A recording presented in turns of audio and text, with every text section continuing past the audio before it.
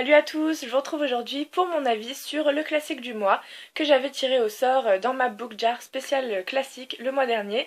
Si vous vous souvenez bien de cette vidéo, j'avais donc pour mission de lire ce mois-ci La Dame de Pique d'Alexandre Pouchkine, qui est donc une très courte nouvelle.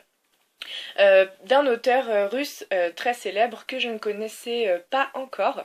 Donc voilà, comme je le disais un peu plus tôt, enfin tout de suite d'ailleurs, c'est une très courte nouvelle, elle fait à peine 40 pages, donc ça a été très rapide de la lire.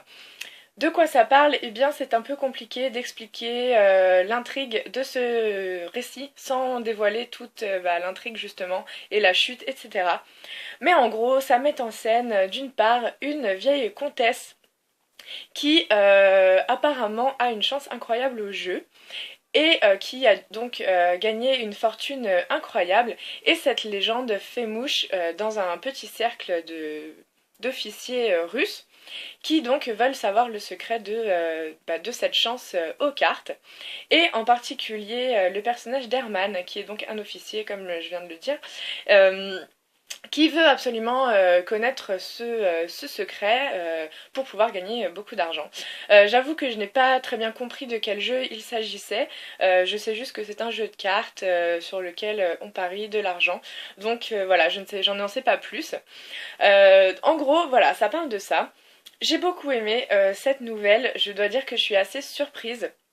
Pas que je m'attendais à ne pas aimer, mais c'est vrai que bon, j'ai été un peu fâchée avec les nouvelles dernièrement. Du coup, je savais pas trop à quoi m'attendre et finalement j'ai été très agréablement surprise. J'ai vraiment beaucoup aimé cette nouvelle.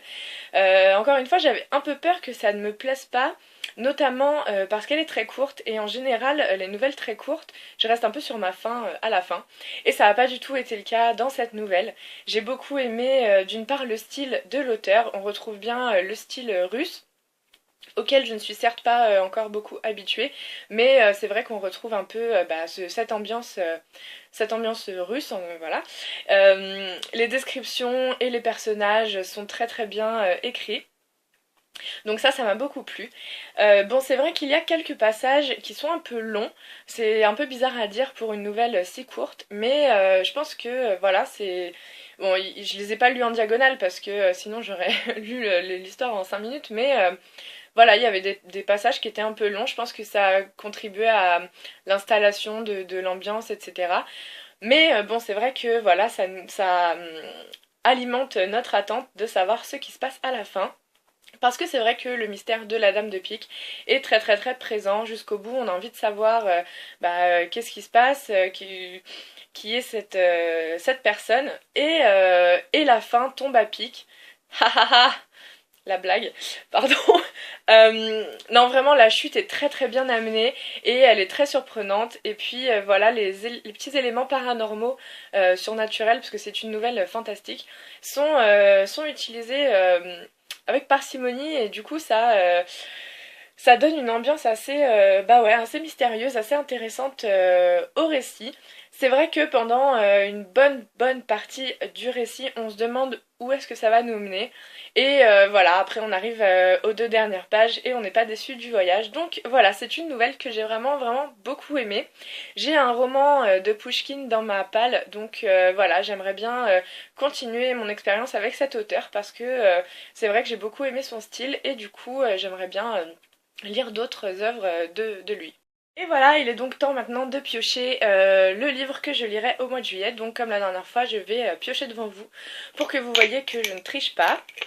Donc voilà, je mélange un peu, ça sert à rien, mais c'est cool. Alors, j'arrive pas à choper un papier. Ah voilà. Donc au mois de juillet, je vais devoir lire Emma de Jane Austen. C'est assez cool parce que ça fait longtemps que je n'ai pas lu de roman de Jane Austen, le dernier étant Orgueil et Préjugés, je crois, il y a 2 ans ou 3 ans. Bref, donc voilà, je suis contente de pouvoir me replonger dans la littérature anglaise et voilà, donc je suis très contente de ce choix. Alors j'espère que j'aurai le temps de remplir ma mission parce que j'ai pas mal de choses à lire en juillet, mais ça devrait le faire. Donc je vous retrouve à la fin du mois de juillet pour mon avis sur ce nouveau classique. Et voilà, donc j'espère que je vous aurai donné envie de lire du Pushkin, que cette vidéo vous aura plu. Et voilà, en attendant, eh bien moi je vous retrouve très bientôt avec de nouvelles vidéos. Et voilà, donc je vous dis à très vite. Bye!